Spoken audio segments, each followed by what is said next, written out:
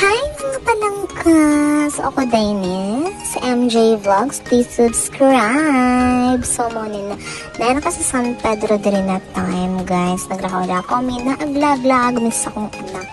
Kaya wala may lingaw. So, moto. Nag-holding hands kami din ha.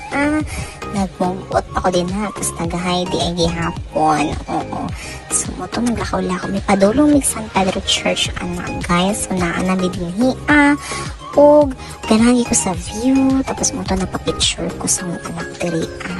Hala, sige, go lang. Bahalag na katsinilas. Mulaban na ako din ha. Ay na, so mo to pakakay ko. Og sanina din half kay flower jud pati akong shorts kay flower po. So mo to nilingkod na jud ko din ha para mapapicture. Apa?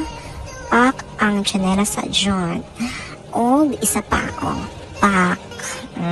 Picture na nalagot na ako ang anak din na kay gusto na dyan siya mulakaw na actually guys kay kaninga time nagpamiso dyan mi ani og nagdagot put mis ako ang anak karong adlaw ha.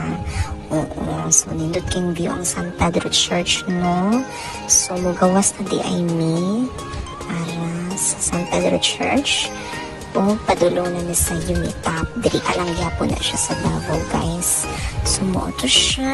Naglakaw-lakaw. May nagsikaw kong yaw-yaw po. Ambot nga po na. Nagsikaw yaw-yaw. Basta kay nakoy ipangitaan na about sa ako ang iring. Oo, okay. Ako yung mga gusto pamaliton sa akong mga iring, guys. As a farm mom. Yeah. Tapos, muuto siya padulong na may og i-surprise ko sa kong anak na siya. Gusto daw ko niya i-treat. So, asa kaya ko niya i-treat?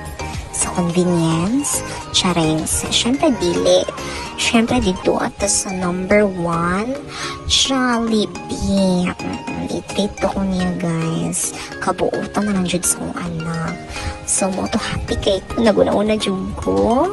Isulod ko mga palangga. O namili na ko pagkaon din na makaon na mong duha. So, mo to nang yaka na mi og nagkaon na mi naghahab-hab na dyan mi dinhi ano. So, mo to habang nagkakaon ko, sige po kong storya pa. Basta kay ikaon. Basta kay igutom na dyan ko anak. Kaming doon sa kong anak, wapa kayo mi. So, wala to guys. Bye-bye!